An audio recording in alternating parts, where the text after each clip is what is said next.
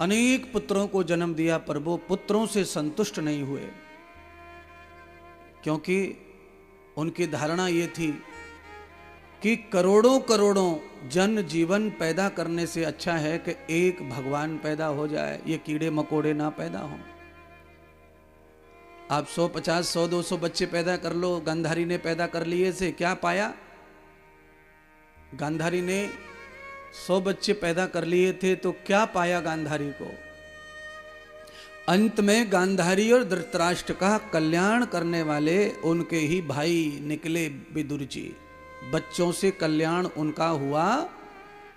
देखिए, एक दो बच्चे के लिए लोग तरसते रहते हैं ना कि एक तो होता, एक तो होता, एक तो होता, और यहां तो 100 हैं। 100 होके भी क्या हो गया? जब नैया गांधारी धृतराष्ट्र की लटक गई अधवर में, तो उनके भी काम कौन आया?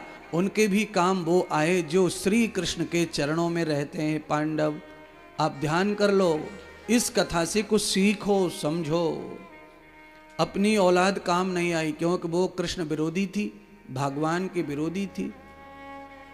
और जिनको हम चाचा का लड़का कहते हैं, बच्चे कहते हैं, वो भगवान के सेवक थे, वो काम आए। क्योंकि जो नित्य भगवान की सेवा करता है वो जरूर माता पिता की सेवा करेगा, वो कभी नहीं टालेगा, ठुकराएगा। इसीलिए जिस प्राणी में बचपन से ही भगवान की सेवा के गुण हैं, वो गुरु सेवा भी अच्छी करता है और फिर माता पिता की सेवा भी अच्छी करता है। और जिस बच्चों में ये पढ़ाई लिखाई के चक्कर में भगवान की सेवा घर वाले सिखाते नहीं हैं, तो फिर वो गुरु की सेवा में भी लग नहीं पाते हैं, क्योंकि ये तो ब्रेन का ही खेल है। जब हम भगवान के रूप में अपने घर में रखे पत्थरों को नित्य जब सेवा पूजा करते हैं, उनको जल पिलाते हैं, भोजन कराते हैं, स्नान कराते हैं, कपड़े पहनाते हैं, तो फिर हमारा मन अपने आप ही पवित्र होता जाता है। और फिर हमारा दिल ये सोचता है कि अगर हम पत्थर की मूर्ति को इस सेवा कर सकते हैं, तो सचमुच के गुरुदेव की सेवा, माता पिता की सेवा क्यों नहीं कर सकते? पर बदकिस्मती है अंग्रेजी भाषा की पढ़ाई लिखाई की। अंग्रेजी भाषा में ये दोष है कि वो भगवान से जुड़ने देती नहीं है, क्योंकि सभी चिपकनी चीज जो है ना, वो जोड़ने का काम नहीं करती हैं, ये ध्यान रखना। बहुत सारी चीज हैं जो चिपकती हैं, पर वो जोड़ थोड़ते हैं। अगर सब चिपकने वाली चीज जोड़ती तो फेविकॉल नाम का ये मटेरियल नहीं बनता फिर जोड़ने के लिए लकड़ी को। ये तो कंपनी का नाम है, पर इसके अंदर जो लिक्विड है वो अलग होगा, कुछ कुछ होगा उसमें और मटेरियल मिक्स। फेविकॉल कंपनी है, पर अंदर भरा हुआ लिक्विड भी फेविकॉल के नाम से ही पहचाना जाता है। देखो, कंपनी कभी कभी बड़ी हाई फाई हो जाती है, यश प्राप्त हो जाता है, पर विश्वास आदमी का नहीं जमेगा।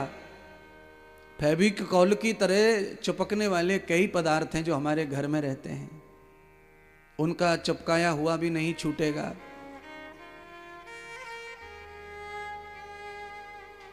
अगर आप मैदा को दूध में घोल दें और फिर आप लकड़ी चिपकाएं, तो फेविकॉल की ऐसी की तैसी। ये काम सब हमारे पास पहले से मौजूद है महाराज। अच्छा बोलिए, फेविकॉल जब नहीं था तब दरवाजे थे कि नहीं थे? तो कैसे चिपकते होंगे वो? कुछ तो होगा ना। अच्छा बताइए, पहले इस तरह का विज्ञान नहीं था, कागजों में इस तरह का केमिकल लगा नहीं आता था, तो पहले लही बनाई जाती थी, आटे की लही। आटे को 1-2 दिन पहले गला दिया जाता था गर्म पानी में, और वो जब फूल जाता, सड़ जाता, फिर वो इतना परमानेंट फेविकॉल हो जाता कि क्या कहना। क्यों? किसी भी चीज को पकड़ के रखने का काम हमेशा फाइबर और प्रोटीन करता है, और वो गेहूं में भरपूर पाया जाता है। इसीलिए शुगर में ना बोलते हैं खाने के लिए, क्योंकि प्रोटीन शुगर के लिए ठीक नहीं माना गया है। बाजरे के आटे से नहीं चिपकेगा पोस्टर, उसके लिए गेहूं का आटा होना। तो ये से सिद्ध हो गया कि अगर आपकी बॉडी में फाइबर है, प्रोटीन है, तो आपकी हड्डी, मांस और खून और चमड़ी सब चुपके रहेंगे, तो आप सुंदर सुंदर ही दिखेंगे। जब हड्डी अलग हो जाए, मांस अलग हो जाए, चमड़ी अलग हो जाए, तो आदमी की झुर्रियां पैदा हो जाती हैं। क्या पैदा हो जाए? झुर्रियां पैदा हो जाती हैं।